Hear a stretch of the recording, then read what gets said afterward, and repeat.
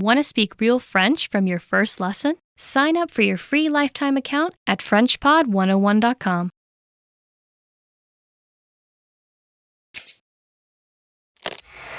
Hi everybody, Candice here. Welcome to Ask a Teacher, where I answer your most common French questions. The question for this lesson is, how do I form the future tenses and when should I use them? There are two future tenses in French, the futur proche and futur simple. Proche means near. When we use futur proche, we're talking about the near future, things that will happen soon. Conjugation is easy.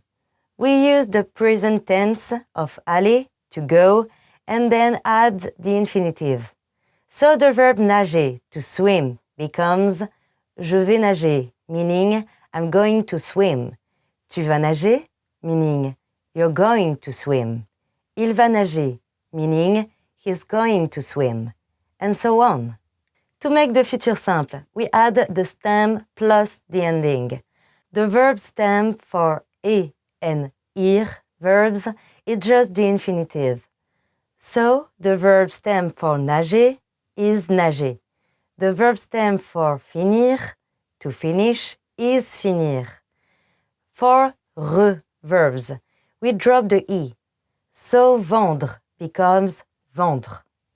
The endings are very similar to the present conjugation of avoir. They're always the same est, a, on, et, on. However, there are irregular stems which you will have to memorize.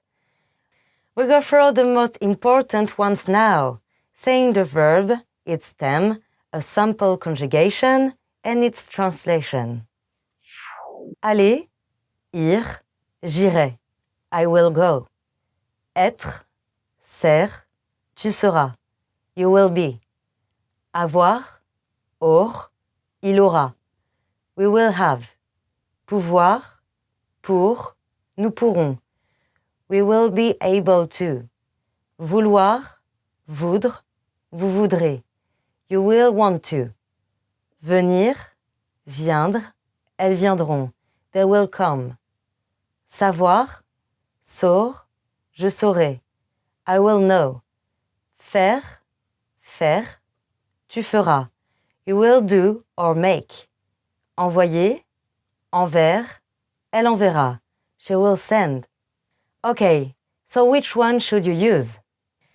You'll use the futur proche for the near future and futur simple for things that are further in the future. If you are going to go swimming right after this lesson, use futur proche. Je vais nager. If you will swim in the ocean on your vacation in Barcelona, use futur simple. Je nagerai dans la mer. Futur simple is also used in some forms, like if statements.